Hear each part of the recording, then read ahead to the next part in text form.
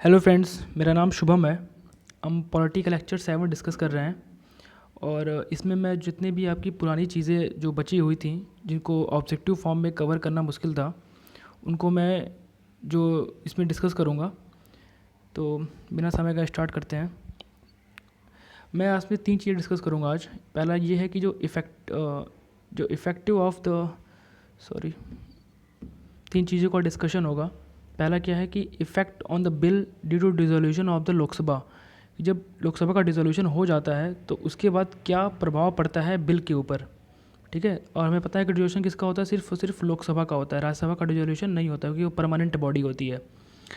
तो उसके डिसोल्यूशन होने पे बिल्स पे क्या प्रभाव पड़ते हैं उसको डिस्कस करेंगे। दूसरा क्या है कि नो कॉन्फिडेंस मोशन जो कि छोटा हुआ था, और सेंशन मोशन को पढ़ेंगे। थर्ड है कि मोशन ऑफ थैंक्स। इन 3 चीज़ों को हम डिस्कस करेंगे आज, और अगर टाइम बचेगा तो कुछ और चीज़ें भी हमको डिस्कस कर लेंगे। तो लाइए स्टार्ट करते हैं इसको।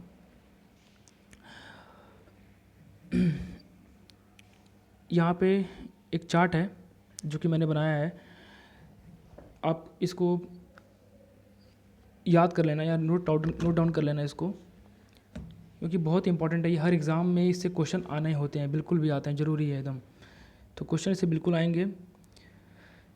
इसमें क्या है कि आपका जो बिल प्रेजेंट होता है, बिल बोल लो या मोशन, कोई भी रेजोल्यूशन बोल लो, रिजोल्यूशन हो गया, बिल कोई मोशन हो गया, ये जो भी चीज़ प्रेजेंट होती हैं पार्लियामेंट हाउस के अंदर, तो स्पेशली इन द लोकसभा, तो अगर लोकसभा लेटर सपोज अगर डिज़ोल्व हो जाता है तो उसका क्या प्रभाव पड़ेगा आपके बिल के ऊपर, इसको हम डिस्कस करेंगे। पहला है कि इसे लोकसभा, ये मैंने आपको एलएस दिखाया लोकसभा। पहले मैं आपको ये बता दूँ क्या चीज़ें हैं। आरएस क्या है, राज्यसभा। जेएस क्या है, जॉइंट सिटिंग है, और प्रेसिडेंट है, और बिल। तो लोकसभा में अगर कोई बिल जाता है, अगर कोई लोकसभा से कोई बिल ओरिजिनेट हो रही है, और ओरिजिनेट होने के बाद उसमें डिस्कशन होगा, उसका डिस्कशन के बाद फिर उसकी वोटिंग होगी। तो ये एक प्रोसेस है, लंबा चलेगा। तो जब कोई लोकसभा में बिल ओरिजिनेट हुआ, अभी उसकी डिस्कशन चल रहा है या वोटिंग चल रही है, अभी वो बिल अभी पेंडिंग में है, लोकसभा में ही है, अभी वो राज्यसभा में नहीं गया है। तो अगर ये ऐसे कंडीशन पे अगर डिसोल्यूशन हो गया, तो लोकसभा अगर भंग हो गई तो क्या होगा। अगर ऐसी कंडीशन बनी हुई है और लोकसभा जो है वो भंग हो गई है, तो उस केस में जो बिल होगा ना वो लैप्स हो जाएगा। लैप्स का मतलब ये हो गया कि वो बिल ख़त्म हो जाएगा। अगर अगली बार फिर जनरल इलेक्शन होता है, और जनरल इलेक्शन के बाद अगर वही सेम गवर्नमेंट अगर दोबारा से आती है, तो उसको वही सेम बिल दोबारा से हाउस के अंदर लाना पड़ेगा। मतलब बिल्कुल नए तरीके से बिल बना के लाना पड़ेगा। फिर उसको हाउस में सेम प्रोसेस करना पड़ेगा, उसका डिस्कशन करना पड़ेगा, उसमें वोटिंग करानी पड़ेगी। तो जो भी मैं आपको कंडीशन ये समझाऊंगा वो सब केस डिसोल्यूशन के एक स्पेशल कंडीशन के ऊपर हैं। और ये सब क्या है, कंडीशंस हैं कि उस समय बिल की क्या कंडीशन रही होगी जिस कंडीशन में रिजोल्यूशन आया, और क्या उस पर क्या प्रभाव पड़ा बिल के ऊपर। तो अगर लोकसभा के अंदर अगर बिल पेंडिंग में है तो बिल्कुल बिल जो होगा वो लैप्स हो जाएगा, और बिल वो आगे से दोबारा आपको अगले सेशन में लाना पड़ेगा, अगर आप दोबारा से पार्लियामेंट में अंदर अगर दोबारा जनरल इलेक्शन के बाद आते हैं तो। सेकंड कंडीशन क्या है कि लेटर सपोज अगर लोकसभा से बिल ओरिजिनेट हुआ और लोकसभा से वोटिंग हो गई और ये पास हो गया, ये पास होकर कहाँ जाएगा, राज्यसभा के पास गया, और यहाँ पे अभी बिल जो है वो डिस्कस हो रहा है, या जो भी इसमें प्रोसेस चल रहा होगा, पेंडिंग में है बिल। तो इस कंडीशन में क्या होगा, अगर यहाँ पे डिसोल्यूशन हो जाता है तो उस कंडीशन में भी जो बिल होगा वो लैप्स हो जाएगा, ठीक है। थर्ड कंडीशन पे आते हैं। अगर लोकसभा से में डिसएग्रीमेंट है और राज्यसभा में डिसएग्रीमेंट है। अब डिसएग्री होने का मतलब ये नहीं है कि दोनों एक साथ डिसएग्री कर जाएंगे। मतलब ये हो गया कि कोई बिल जो है अगर लोकसभा से निकला, वो राज्यसभा के पास गया, राज्यसभा ने उस पर डिसएग्री किया, उस बिल को उनको कुछ चीज़ें पसंद नहीं है या उनको अमेंडमेंट करना चाहते हैं, और उसने रिकमेंड किया लोकसभा को कि इसमें अमेंड करिए, और फिर भी उसमें अमेंडमेंट नहीं हुआ, तो ये डिसएग्री करके राज्यसभा के लोग, तो ऐसे ही राज्यसभा से कोई बिल निकला, लोकसभा के पास गया, और इन्होंने इस पर डिसएग्री हो गए। तो जो एक डिसएग्री कंडीशन जो बन गई दोनों के बीच में, तो प्रेसिडेंट क्या करेगा, प्रेसिडेंट करते हैं कि ऐसी कंडीशन में प्रेसिडेंट जो है वो जॉइंट सेटिंग करवाते हैं। जॉइंट सेटिंग को प्रिसाइड कौन करता है, जॉइंट सेटिंग को जो लोकसभा के जो स्पीकर होते हैं वो प्रिसाइड करते हैं। तो इसको याद रखना, लोकसभा के जो स्पीकर होते हैं ना वो इसको प्रिसाइड करेंगे इसको। तो सिर्फ अगर प्रेसिडेंट ने अगर सिर्फ ये नोटिफाई किया है, देखो यहाँ पे बहुत इंपॉर्टेंट चीज़ है, सिर्फ नोटिफाई किया है कि holding of the joint sitting. अगर यहाँ पर डिसएग्रीमेंट बन गया, अगर प्रेसिडेंट ने ये कहा ठीक है हम इस बिल के ऊपर जॉइंट सिटिंग करेंगे, सिर्फ इतना कहा गया है, और वहाँ पे लोकसभा का डिसोल्यूशन हो जाता है, तो उस केस में भी जो बिल है ना वो लैप्स नहीं करेगा। तो इसमें याद रखना कि अगर बिल लोकसभा से भी पास हो चुका है, राज्यसभा में गया, यहाँ डिसएग्रीमेंट हो गई है, दोनों लोकसभा और राज्यसभा के बीच अगर एग्रीमेंट नहीं हुआ कि बिल को पास करने में प्रॉब्लम आ रही है, तो प्रेसिडेंट जो है वो जॉइंट सेटिंग का सिर्फ नोटिफिकेशन देंगे, नोटिफाई करेंगे कि जॉइंट सेटिंग की जाएगी। जॉइंट सेटिंग हुई नहीं है, यहाँ पे सिर्फ नोटिफाई का ऑप्शन किया गया, हो भी जाए तो भी कोई दिक्कत नहीं है, नोटिफाई किया गया है कि जॉइंट सेटिंग होगी। ऐसे कंडीशन में जो बिल जो होगा वो लैप्स नहीं होगा। मतलब जब अगली बार जनरल इलेक्शन होने के बाद भी अगर वही सेम गवर्नमेंट आती है तो उसको दोबारा से नया बिल नहीं लाना पड़ेगा, सिर्फ वही बिल को आगे वो फॉरवर्ड कर देंगे। आगे आते हैं, फोर्थ कंडीशन क्या है कि मान लो अगर बिल जो है वो राज्यसभा से ओरिजिनेट हुई, ठीक है, या ओरिजिनेट हुई यहाँ पेंडिंग में है, सेम वही डिस्कशन चल रहा है, और राज्यसभा तो परमानेंट बॉडी है, और उसी दौरान लोकसभा में क्या हो गया कि डिज़ोल्व हो गई लोकसभा, तब भी बिल जो है वो लैप्स नहीं करेगा। क्यों? क्योंकि लैप्स इसलिए नहीं करेगा क्योंकि बिल तो राज्यसभा के अंदर ओरिजिनेट हुई है, और जो भी गवर्नमेंट या डिजोल्यूशन होता है उसमें तो लोकसभा का डिजोल्यूशन होता है, तो डिजॉल्व तो राज्यसभा हुई नहीं, डिजॉल्व तो लोकसभा हुई, तो इसलिए बिल जो है वो लैप्स नहीं करेगा। आगे आते हैं, पांचवा कंडीशन ये है, अगर बिल जो है यहाँ से भी पास हो गया, लोकसभा से पास हो गया, राज्यसभा से भी पास हो गया, अब वो कहाँ पे पेंडिंग में है? प्रेसिडेंट के की परमिशन, मतलब उसको असेंट मिल जाए परमिशन का, वहाँ पे वो पेंडिंग में है। तो ऐसे कंडीशन में भी बिल जो है वो लैप्स नहीं करेगा, ठीक है। अगर प्रेसिडेंट की परमिशन के लिए अगर वो बिल रुका हुआ है और लोकसभा डिसॉल्व हो जाती है तो भी बिल जो है वो लैप्स नहीं करेगा। छठा कंडीशन क्या है कि बिल जो है लोकसभा से पास हो गया, राज्यसभा में भी पास हो गया, वो गया प्रेसिडेंट के पास, प्रेसिडेंट ने उसको दोबारा से हाउस में भेज दिया, कि लोकसभा के पास भेज दिया, राज्यसभा के पास भेज दिया कि आप इसको दोबारा से एक बार और बिल को थोड़ा एक बार दोबारा से देखो, ठीक है, रिकमेंड किया दोबारा से जांच करने के लिए, तो भी बिल जो है वो लैप्स नहीं करेगा, ठीक है। तो ये सारी कंडीशंस हैं कि बिल कब लैप्स करेगा, बिल कब लैप्स नहीं करेगा, और ये बहुत इंपॉर्टेंट है, हमेशा हर एग्ज़ाम्स में क्वेश्चंस के आते हैं। और मैं आपको इसका एक ट्रिक बताता हूँ कि जब भी ये याद रखो कि कोई भी बिल अगर लोकसभा को टच कर गया है, अगर वो लोकसभा को टच कर गया है, अगर वो प्रेसिडेंट को टच नहीं किया है लोकसभा को टच करने के बाद, तो बिल लैप्स पक्का होगा। लेटर सब वैसे आप देख लो यहाँ पे कि बिल जो है वो सिर्फ लोकसभा को टच किया, राज्यसभा को टच नहीं किया, जॉइंट सेटिंग को टच नहीं किया, प्रेसिडेंट को टच नहीं किया, बिल क्या हो गया? लैप्स हो गया। बिल ने यहाँ पे लोकसभा को टच किया, राज्यसभा को भी टच किया है, लेकिन प्रेसिडेंट को टच नहीं किया है, तब भी क्या हो गया? बिल लैप्स हो गया। देखो यहाँ पे बिल ने लोकसभा को टच किया, इसको भी टच किया, लेकिन यहाँ प्रेसिडेंट इंटरवीन कर गए, यहाँ पे नोटिफाई कर दिया जॉइंट सेटिंग होगी, तो बिल जो है वो लैप्स नहीं हुआ। फोर्थ कंडीशन में देख लो, बिल जो है वो लोकसभा को टच नहीं किया, यहाँ पे लोकसभा टच नहीं किया है, लेकिन राज्यसभा को टच किया है ना, तो बिल जो है वो लैप्स नहीं हुआ। पांचवा कंडीशन देख लो आप, लोकसभा को टच कर दिया, यहाँ पे लोकसभा को टच कर दिया, लेकिन यहाँ प्रेसिडेंट को भी टच कर दिया है, अगर प्रेसिडेंट को टच कर दिया है तो बिल लैप्स नहीं होगा। तो कहीं भी याद रखो जहाँ पे प्रेसिडेंट को टच कर दिया बिल, वहाँ पे बिल जो है वो लैप्स नहीं होगा। एक कंडीशन याद रखो, अगर वो सिर्फ लोकसभा और राज्यसभा को टच कर रहा है, प्रेसिडेंट को टच नहीं कर रहा है, तो ऐसे कंडीशन में बिल लैप्स हो जाएगा। तो ये सारी चीज़ें मैंने डिस्कस कर दी हैं, और ये इसका नोट्स बना लेना, ये बहुत ज़रूरी है। ऐसे ही नोट्स बनाना भी याद भी रहेगा ये। तो हमारा ये पहला टॉपिक जो था वो ख़त्म हुआ। पहला टॉपिक इफ़ेक्ट क्या पड़ता है बिल के ऊपर जब डिसोल्यूशन हो जाता है।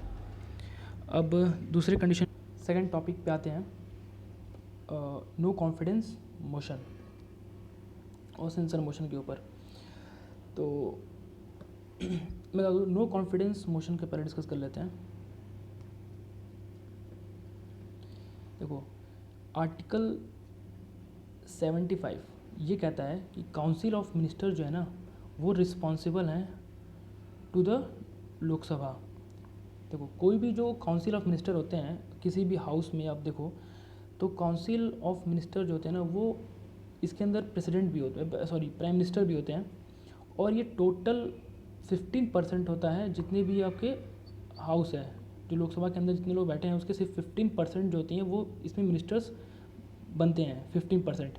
तो ऐसा नहीं कि जो जितने लोग चुन के गए हैं उन लोगों ने कोई गलती की, नहीं, जो अगर 15% ने अगर सही तरीके से काम नहीं किया तो भी हम अगर उन्होंने काम नहीं किया और नो कॉन्फिडेंस मोशन अगर इनके खिलाफ पास हो गया तो जो गवर्नमेंट है वो फॉल कर जाएगी, ठीक है। गवर्नमेंट का फॉल करना इनके ऊपर डिपेंड करेगा, इसीलिए इनको कहा जाता है काउंसिल ऑफ मिनिस्टर जो हैं वो रिस्पॉन्सिबल होते हैं तो लोकसभा के। और इसमें नो कॉन्फिडेंस मोशन को पास करने के लिए कम से कम आपको 50 मेंबर का सपोर्ट चाहिए, ठीक है। 50 मेंबर आपको सपोर्ट करेंगे। आफ्टर उसके बाद वोटिंग होगी, वोटिंग के बाद अगर कम से 50%, अगर 50% लोग 50 मेंबर यहाँ पे सपोर्ट करेंगे तो वो बिल ला सकते हैं आपको इसके अंदर डिस्कस करने के लिए, इसको किसी गवर्नमेंट के खिलाफ 50% फिर उसकी वोटिंग होगी। 50% लोग अगर सपोर्ट में आ गए तो गवर्नमेंट जो है वो फॉल कर जाएगी। तो गवर्नमेंट जो है आपकी यहाँ पे फॉल कर जाएगी अगर ये 50% के सपोर्ट में आ गए। और ये सिर्फ और सिर्फ लोकसभा केस में ही पास होती है, क्योंकि आपको गवर्नमेंट को क्रिटिसाइज़ करना है। आप कहाँ क्रिटिसाइज़ कर सकते हो गवर्नमेंट को? आप क्रिटिसाइज़ लोकसभा में करोगे, राज्यसभा में तो करोगे नहीं। तो राज्यसभा में ये पास नहीं होता, सिर्फ और सिर्फ लोकसभा के अंदर ही पास होता है। और एक चीज़ उसमें और याद रखना कि जो भी यहाँ पे गैप होता है ना, मान लो अगर मान लीजिए अभी रिसेंटली कांग्रेस गवर्नमेंट ने बीजेपी के खिलाफ नो कॉन्फिडेंस मोशन लेके आया था, तो राहुल गांधी ऐसा नहीं कि आज नो कॉन्फिडेंस मोशन लेकर के आए, फिर उनको मन किया 2 दिन बाद फिर लेकर के आ गए। हाँ, ऐसा नहीं है। नो कॉन्फिडेंस मोशन के बीच में जो गैप होना चाहिए वो कम से कम 6 मंथ का होना चाहिए, ठीक है। 6 महीने का गैप होगा नो कॉन्फिडेंस मोशन लाने का। ऐसा नहीं कि कभी भी उठे आज लाए फिर 1 महीने बाद लाए फिर 1 महीने बाद लाए। कम से कम ये 6 महीने का गैप होना चाहिए, क्योंकि इसमें जो आप गवर्नमेंट को क्रिटिसाइज़ करते हैं वो गवर्नमेंट की पॉलिसीज़ के ऊपर करते हैं कि गवर्नमेंट की कुछ पॉलिसी जो है वो सही नहीं है, तो उसकी बेसिस पे आप उसको क्रिटिसाइज़ करते हैं। तो ऐसा नहीं है कि आज अगर आप नो कॉन्फिडेंस मोशन लाते हैं, अगर वो पास नहीं हुआ तो मतलब गवर्नमेंट सही काम कर रही है according to the parliament members की वजह से जो हमें रिप्रेजेंट करते हैं।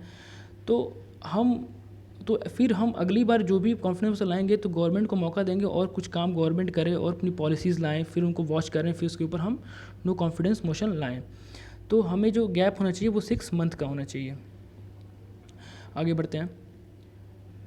सेंसर मोशन क्या है? ये भी एक तरीके से क्या है कि जब बहुत एक स्ट्रॉन्ग ओपिनियन होता है गवर्नमेंट के खिलाफ, ठीक है, जब एक स्ट्रॉन्ग ओपिनियन, एक डिसअपॉइंटमेंट होती है गवर्नमेंट को लेकर के, तो भी सेंसर मोशन लाया जाता है, ठीक है। ये भी सिर्फ और सिर्फ लोकसभा के अंदर ही लाया जाता है, क्योंकि आप गवर्नमेंट को क्रिटिसाइज़ करना है। तो ये बहुत हद तक सिमिलर है नो कॉन्फिडेंस मोशन के, पर बहुत कुछ डिफरेंसेस भी हैं, ठीक है। आप इनके डिफरेंस से समझोगे तब आपको सेंसर मोशन ज़्यादा अच्छे से समझ में आएगा कि क्या सेंसर मोशन है। ये भी मोशन लाया जाता है ताकि हम गवर्नमेंट की पॉलिसीज़ को क्रिटिसाइज़ कर सकें, पर सेंसर मोशन और नो कॉन्फिडेंस मोशन भी उसी चीज़ के लिए लाया जाता है, पर दोनों में कुछ डिफरेंस हैं। उन डिफरेंस को हम डिस्कस कर लेते हैं, जैसे सेंसर मोशन और नो कॉन्फिडेंस मोशन। पहला आप याद रखना, जैसे कि अगर आपको सेंसर मोशन लाना है तो आपके पास एक रीज़न होना चाहिए, ठीक है। एक रीज़न होना चाहिए कि आप सेंसर मोशन जो है वो क्यों लेके आ रहे हैं, ठीक है। आपके पास एक रीज़न, वैलिड रीज़न होना चाहिए कि आप सेंसर मोशन लोकसभा में इस वजह से ला रहे हैं। अगर आप नो कॉन्फिडेंस मोशन ला रहे हैं तो आपके पास ज़रूरी नहीं है कि आपके पास कोई रीज़न हो। विदाउट रीज़न, बिना किसी रीज़न के भी आप इसको ला सकते हैं हाउस के अंदर। पहला डिफरेंस ये हो गया, ठीक है। और दूसरा डिफरेंस कि जो भी आपकी मिनिस्टर्स हैं, ये सेंसर मोशन जो है वो किसी आपके इंडिविजुअल मिनिस्टर के खिलाफ भी लाया जा सकता है, ये ग्रुप ऑफ मिनिस्टर के खिलाफ भी लाया जा सकता है, और काउंसिल ऑफ मिनिस्टर के खिलाफ भी लाया जा सकता है। तो ऐसा नहीं है कि किसी पूरे काउंसिल ऑफ मिनिस्टर को एक साथ लाते हैं, इसमें हम इंडिविजुअल मिनिस्टर को भी टारगेट कर सकते हैं, उसकी पॉलिसीज़ को लेकर के हम ग्रुप ऑफ मिनिस्टर को भी टारगेट कर सकते हैं और काउंसिल ऑफ मिनिस्टर को भी टारगेट कर सकते हैं। इसमें क्या है कि सिर्फ और सिर्फ आप जो भी मोशन लाएंगे वो काउंसिल ऑफ मिनिस्टर के अगेंस्ट ही लाएंगे, इसमें आप इंडिविजुअल के खिलाफ नो कॉन्फिडेंस में नहीं लेके आएंगे। नो कॉन्फिडेंस मोशन में सिर्फ और सिर्फ आप काउंसिल ऑफ मिनिस्टर के खिलाफ ही आप जो नो कॉन्फिडेंस मोशन है वो लेकर के आएंगे, किसी इंडिविजुअल मिनिस्टर के खिलाफ लेके नहीं आएंगे। थर्ड, और ये अगर मान लो अगर सेंसर मोशन लोकसभा में पास भी हो गया ना, तो इसमें क्या होता है कि गवर्नमेंट को रिज़ाइन करने की ज़रूरत नहीं है, ठीक है। इसमें गवर्नमेंट रिज़ाइन नहीं देती है, ठीक है। Government is need not to be resign, ठीक है। लेकिन अगर नो कॉन्फिडेंस मोशन पास हो गया तो गवर्नमेंट को रिज़ाइन करना कंपलसरी हो जाता है, ठीक है। गवर्नमेंट को अपनी रिज़ाइन करनी पड़ेगी, फिर दोबारा से जो भी प्रोसेस होगा वो होगा, लेकिन गवर्नमेंट को यहाँ पर रिज़ाइन करना बिल्कुल ज़रूरी हो जाता है। और सेंसर मोशन में एक चीज़ और याद रखना कि जो इसमें पॉलिसीज़ जो भी अगर सेंसर मोशन आया, अगर ये पास हो गया तो एक तरीके से जो इंडिविजुअल मिनिस्टर है ना, उसकी जो स्पेसिफिक पॉलिसी और एक्शंस हैं ये उसको रोकता है, उनको उसको क्रिटिसाइज़ करेगा, उसको रोकेगा। लेकिन नो कॉन्फिडेंस मोशन में जो है ना, ये क्वेश्चन उठा देगा। क्वेश्चन उठाया किसके ऊपर उठाएगा कि आपका जो गवर्नमेंट की जो पॉलिसीज़ हैं वो अच्छी नहीं है, तो इसके ऊपर क्वेश्चन उठाता है। ठीक है, तो ये डिफरेंसेस हैं सेंसर मोशन के और नो कॉन्फिडेंस मोशन के। आगे आते हैं तीसरे टॉपिक पे। ये बहुत छोटा टॉपिक है, मोशन ऑफ थैंक्स। देखो क्या होता है कि कोई भी जो फिज़िकल ईयर होता है, जैसे आपको पता है 31 मार्च को ख़त्म हो जाता है और नया 1 अप्रैल से नया फिज़िकल ईयर जो है वो स्टार्ट हो जाता है। ठीक है, तो जो प्रेसिडेंट होते हैं वो क्या करते हैं कि वो दो समय मतलब लीड करते हैं हाउस को। पहला, जब जनरल इलेक्शन हो चुका है उसकी जो पहली मीटिंग होती है, पहला सेशन होता है, उसको चेयर करते हैं वहाँ पे लोकसभा में प्रेसिडेंट। सेकंड कंडीशन, यहाँ पे प्रेसिडेंट के चेयर की बात हो रही है। प्रेसिडेंट कब हमारे लोकसभा को चेयर करते हैं, तो पहले तब करते हैं जब जनरल इलेक्शन की जब होती है, उसका जो पहला सेशन होता है तब प्रेसिडेंट उस चेयर करते हैं। और सेकंड तब होता है प्रिसाइड करते हैं हाउस को। सेकंड होता है जब नया फिजिकल ईयर स्टार्ट होता है जो कि 1 अप्रैल से स्टार्ट होता है, तो इस दिन आकर के वो बैठते हैं। और इनका काम क्या होता है, प्रेसिडेंट आते हैं हाउस में और 1 अप्रैल को आएंगे हाउस के अंदर, और अब जो भी गवर्नमेंट की जो पॉलिसीज़ हैं आने वाले 1 साल के अंदर, 1 ईयर, ठीक है, उसको वहाँ पे पार्लियामेंट के अंदर हाउस के अंदर बैठ के उसको ब्रीफ करेंगे, पूरी तरीके से बताएंगे कि आने वाले 1 सालों में इस तरीके से गवर्नमेंट यहाँ इन जगहों पे काम करेगी, और सारा ब्रीफिंग देंगे हाउस को। फिर क्या होगा कि फिर जब अगले साल फिर आएंगे तो क्या करेंगे, जब अगले साल मान लो अगर 2020 में 19 में अगर प्रेसिडेंट बैठे होंगे, तो फिर 1 अप्रैल 2020 को जब फिर दोबारा आएंगे, तो जो पिछला 1 साल था, तो जो पिछला 1 अप्रैल 2019 से लेकर के और 1 अप्रैल 2020 तक की सारा ब्रीफिंग करेंगे किस तरीके से गवर्नमेंट ने काम किया। और फिर 1 अप्रैल 2020 से लेकर के 1 अप्रैल 2021 तक का, मतलब 31 मार्च 2021 तक का ब्रीफिंग बताएंगे किस तरीके से गवर्नमेंट काम करेगी। तो यहाँ प्रेसिडेंट का काम ये होता है कि जो गवर्नमेंट की जो वर्क है उस चीज़ को हाउस के अंदर पूरी तरीके से रखना कि किस तरीके से गवर्नमेंट ने पिछला काम किया है और किस तरीके से गवर्नमेंट ने आगे का काम 1 सालों का करेगी। और इसमें क्या है कि इसको बताने के बाद, इनके सारे डिस्कशन होने के बाद, ये चीज़ जो है वो वोटिंग पे जाती है। ठीक है, इसकी वोटिंग होगी, मोशन ऑफ थैंक्स की वोटिंग होगी। ठीक है, इस वोटिंग में इसको पास होना ज़रूरी होता है। अगर ये वोटिंग से अगर पास नहीं हुआ तो ये यहाँ पे गवर्नमेंट यहाँ भी फॉल कर जाती है। ठीक है, तो क्योंकि यहाँ पे गवर्नमेंट की पॉलिसीज़ की बात हो रही है, अगर गवर्नमेंट की पॉलिसीज़ अगर लोगों को पसंद नहीं आ रही हैं तो फिर वो किस बात की गवर्नमेंट तभी रन करेगी जब उनकी पॉलिसीज़ अच्छी होंगी। तो जो भी प्रेसिडेंट उस चीज़ को ब्रीफ करते हैं, वो मेंबर ऑफ पार्लियामेंट लोगों को लगना चाहिए कि हाँ, ये जो ब्रीफिंग हुई है, जो भी in past 1 year and upcoming next 1 year, ये जो है वो सही है, तभी जाके ये मोशन ऑफ थैंक्स जो है पास होगा। इसके पास होने पे क्या होगा कि गवर्नमेंट जो है ये पास नहीं होता है तो गवर्नमेंट फॉल कर जाएगी। और ये लोकसभा और राज्यसभा दोनों में आता है। रिसेंटली राज्यसभा के अंदर मोशन ऑफ थैंक्स 2 बार पास नहीं हुए, पर वो राज्यसभा था इसलिए जो है वो गवर्नमेंट फॉल नहीं की। लेकिन अगर लोकसभा के अंदर अगर मोशन ऑफ थैंक्स पास नहीं हुआ तो गवर्नमेंट फॉल कर जाएगी। ठीक है, तो याद रखना कि राज्यसभा के अंदर अगर मोशन ऑफ थैंक्स पास नहीं हुआ तो गवर्नमेंट फॉल नहीं करेगी, अगर लोकसभा के अंदर पास नहीं हुआ तो गवर्नमेंट फॉल कर जाएगी। और पीछे भी सोनिया गांधी ने, मतलब राज्यसभा के अंदर 2 बार ऐसा कंडीशन आया था जहाँ पे मोशन ऑफ थैंक्स पास नहीं हुआ था। तो और ये जो कॉन्सेप्ट है ना मोशन ऑफ थैंक्स का, ये ब्रिटेन से लिया गया है, इसको याद रखना, ब्रिटेन से लिया गया है। लेकिन ब्रिटेन में इसको मोशन ऑफ थैंक्स नहीं बोलते हैं, ब्रिटेन में इसको बोलते हैं the speech from the throne.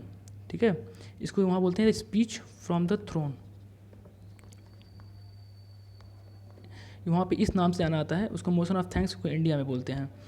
तो हमने सारे 3 जो टॉपिक थे उसे डिस्कस कर लिए। एक टॉपिक और रह गया, उसे डिस्कस कर लेते हैं, पॉइंट ऑफ ऑर्डर।